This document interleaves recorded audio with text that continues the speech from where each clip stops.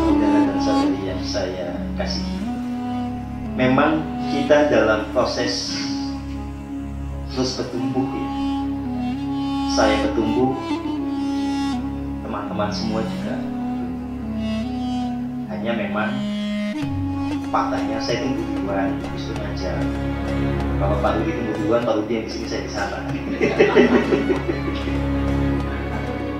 Ya itu jatah namanya, Pak. Ya. Nah, sungguh membahagiakan ya. Ini yang datang dari berbagai kota.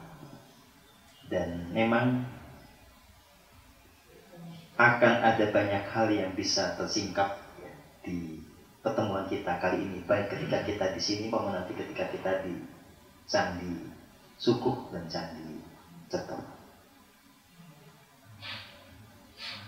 Ya, seperti biasa, saya tidak pernah menyiapkan secara terperinci lah apa yang akan saya bicarakan, yang akan disaringkan kepada teman-teman semua.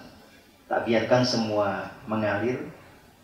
Karena prinsip itulah, maka ilmu yang kemudian terwedarkan menjadi tidak pernah sama. Semuanya selalu bertumbuh, berkembang, bahkan makin mendalam. Universe atau semesta sebetulnya adalah himpunan dari galaksi-galaksi yang jumlahnya sangat spektakuler. 2 triliun itu yang bisa teridentifikasi. Bisa saja lebih. Gitu ya. Nah, universe ini bermula dari satu benih keberadaan yang itu dihasilkan oleh penyatuan antara energi kosmik yang maskulin dan feminin. Dia berekspansi, menciptakan satu keadaan, ruang, dan waktu. Jadi universe bagaimanapun dia tetap punya batasan, karena dia ada dalam lingkup ruang dan waktu. Jadi Big Bang itu adalah proses menjadikan ruang dan waktu. Nah, pertanyaannya, sesungguhnya atau sejatinya ada berapa kali Big Bang? Satu Big Bang itu memunculkan satu universe. Manusia aja Big Bang-nya berkali-kali kan, hanya ngaku. Semesta berapa kali Big Bang? Jadi pada akhirnya, kalau kita betul-betul menyelami realitas, kita akan tahu bahwa Big Bang itu tidak hanya terjadi satu kali. Dentuman agung atau Big Bang yang menjadikan universe yang kita sekarang tempati ini terjadi sekitar 13,75 miliar tahun yang silam. Itu dianggap sebagai titik permulaan waktu dari universe yang kita tempati. Tetapi apakah sebelum itu tidak ada Big Bang? Tentu ada. Makanya pada akhirnya kita akan menyatakan, dari segi waktu tidak ada permulaan yang kita bisa jangkau.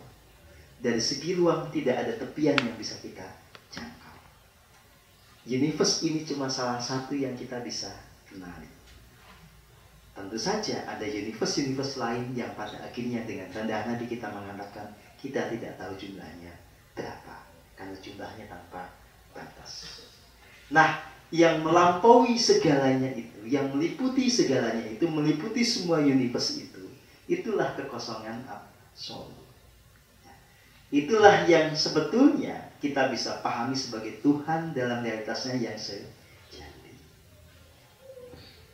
Nah, ini kita baru bicara pada level material. Ya, kita bicara tentang realitas horizontal. Satu universe lain, yang ini jumlahnya entah ada berapa. Yang melingkupi semuanya adalah kekosongan yang tanpa batas itu sendiri.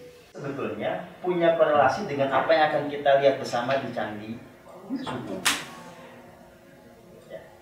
Di Candi Sukuh itu ada nanti relief yang bergambarkan rahim. Ada juga simbol dari kelamin laki-laki dan kelamin perempuan, yang dalam bahasa kuno disebut sebagai lingga dan yoga. Nah, sebetulnya peristiwa yang terjadi pada diri kita ini sebetulnya menggambarkan apa yang terjadi pada skala kosmik. Yang berlaku adalah teori fraktal. Jadi ini terjadi proses pemodelan sebetulnya. Jadi apa yang terjadi pada kita memodel apa yang terjadi di skala jagat raya. Ada inti atom. Di dalam inti atom nanti itu lagi ada kuark. Dan masing-masing itu kemudian bergerak secara dinamis. Siapakah yang bergerak? Siapakah yang menggerakkan? Nah, yang menggerakkan itu sebetulnya ada realitas yang tanpa batas tadi. Maka kita bisa mengatakan dalam semua hal ada Tuhan. Maka semua hal adalah wajah dari Tuhan. Nah, maka selanjutnya, apakah di sini ada Tuhan? Pada tubuh fisik kita, pada setiap selnya ada Tuhan. Pada jiwa kita yang kemudian menyatu dengan tubuh fisik juga ada Tuhan. Jadi Tuhannya juga tumbuk-tumbuk. Nah, bertumbuk-tumbuk ini bahasa manusiawi. Sebetulnya ini tentang realitas yang tanpa batas. Pada satu spesies pun, misalnya sesama Homo sapiens, tingkat kesadarannya berbeda-beda. Ada yang mencapai pencerahan, ada yang mencapai kebodohan total. Itu realitas. Kenapa bisa begitu? Ini pertanyaan dulu, jawabannya belakangan. Lalu pertanyaan berikutnya, apakah tumbuhan punya jiwa? Apakah batu punya jiwa? Enggak. Nah, gini. Jiwa itu apa?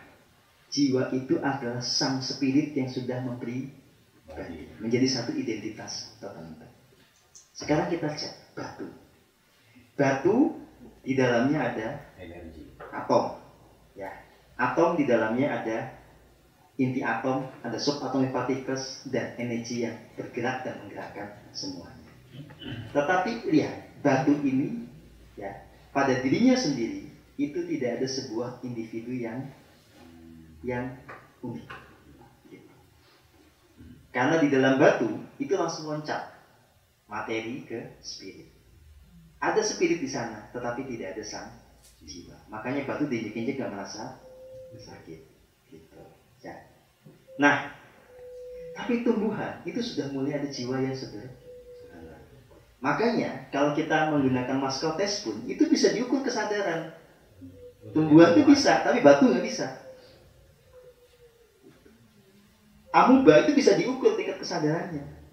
Tikus bisa diukur tingkat kesadarannya. Tikus sama ikan koi itu tingkat kesadarannya berbeda.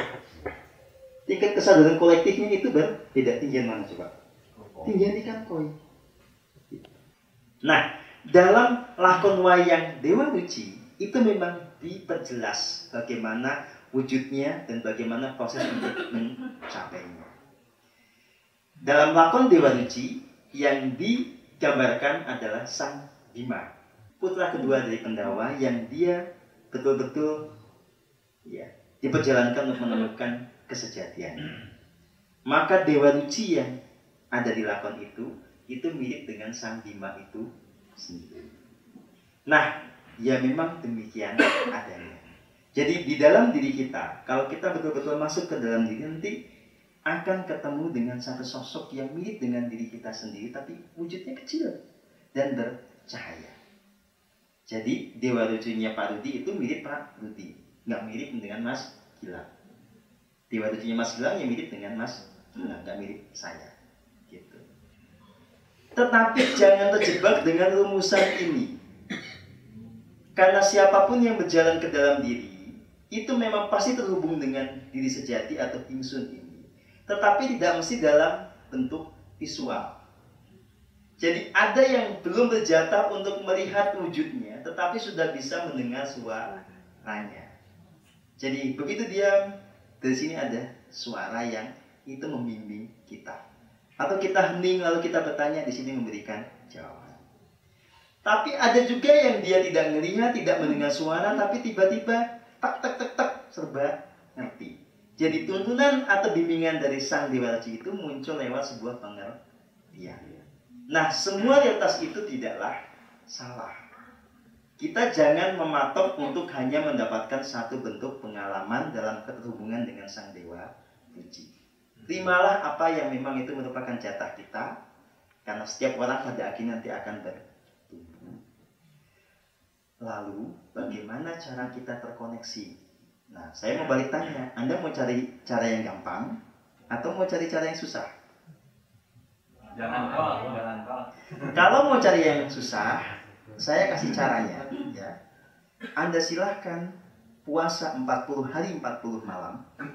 Meditasilah di Gunung Lawu, kalau bisa di puncaknya.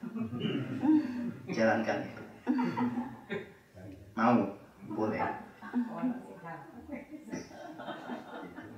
Itu yang dulu banyak dilakukan oleh para leluhur kita. Kenapa bisa? Karena alamnya masih mendukung. Dulu sistem kehidupannya kebanyakan agraris. Ya. Tetangga, saudara, segala macam juga bisa saling mensupport. Keluarga ditinggal sama kebunnya itu. Sehingga orang mau bertapa itu suatu yang hal lumrah. Itu bisa. Zaman sekarang Pak Rudi ninggalin toko bangunannya, bangkrut. Nah, pertanyaannya adalah, apakah kita kemudian tidak berhak untuk ketemu dengan Sang Dewa Ruci? Nyata, semesta ini memberi jalan yang selaras dengan kondisi lingkungan yang kita sekarang hadapi. Ada teknik, ada tata cara yang sangat sederhana, yang kita sebut itu sebagai meditasi. Jalannya cuma hening, sadari nafas, sadari keterhubungan dengan sang sumber keberadaan, sadari keberadaannya yang mengejawantah di titik ini, sudah pasrah, itu pasti ketemu. Enggak ruwet, enggak ribet. Tenang nih, kan boleh bertanya skeptis kayak begitu. Ya saya sudah buktikan bahwa itu bisa diakses betul. Gitu Mas. Gitu. Nah kalau mau puasa segala macam boleh, tetapi saya tidak mengatakan itu sebagai sebuah kemutlakan atau keharusan. Itu opsi. Karena saya dulu juga sering puasa, tetapi pada akhirnya saya tahu bukan itu intinya. Bagi orang-orang kebanyakan, yang paling pas adalah masuk ke dalam keheningan. Sadari sepenuhnya keberadaannya yang nyata di dalam diri, pasti ketemu. Gitu Mas. Nah, apa yang kita jalani ini adalah sebuah proses akselerasi kita untuk semakin jumbuh menyatu dengan sang diri sejati. Kita dengan kesadaran ragawi ini itu memberi perhatian penuh kepada yang muncul dari dalam. Perhatian kita sepenuhnya selalu terarah ke dalam kondisi apapun. Jembatannya apa? Rasa. Jadi saya kasih teknik yang sederhana. Ya. Dalam keseharian kita hidup dengan pikiran sadar kita kan. Nah, bahwa pikiran sadar ini untuk menyadari apa yang kita rasakan. Saat kita merasakan secangkir kopi, sadar. Saat kita merasakan nafas, sadar. Pikiran nyambung dengan rasa. Rasa semakin lembut akan membawa kita kepada rasa sejati. Pada titik itulah kita disebut sebagai masuk ke dalam keheningan. Sederhana seperti ini. Makanya kenapa cara yang paling gampang adalah sadarilah apapun yang Anda lakukan. Gitu. Saya mau tahu dong ada perubahan apa di diri saya. Kalau saya tanya orang subjektif. Saya coba cari, kebetulan ada kenalan yang bisa scan aura sama cakra. Jadi dia pakai alat komputer. Saya ketemu sama beliau karena saya juga kenal baik. Saya cek. Nah itu hasilnya beliau bilang sekarang perubahannya memang jauh lebih baik. Semua stabil, semua seimbang. Apa bedanya orang yang dia ngelamun berhayal dengan tercerahkan?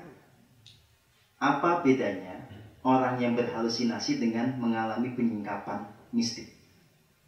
Karena nanti akan terkait dengan pertanyaan yang itu. Apa bedanya orang yang terhubung dengan diri sejatinya dengan orang yang terhubung kepada tanda kutip iblis?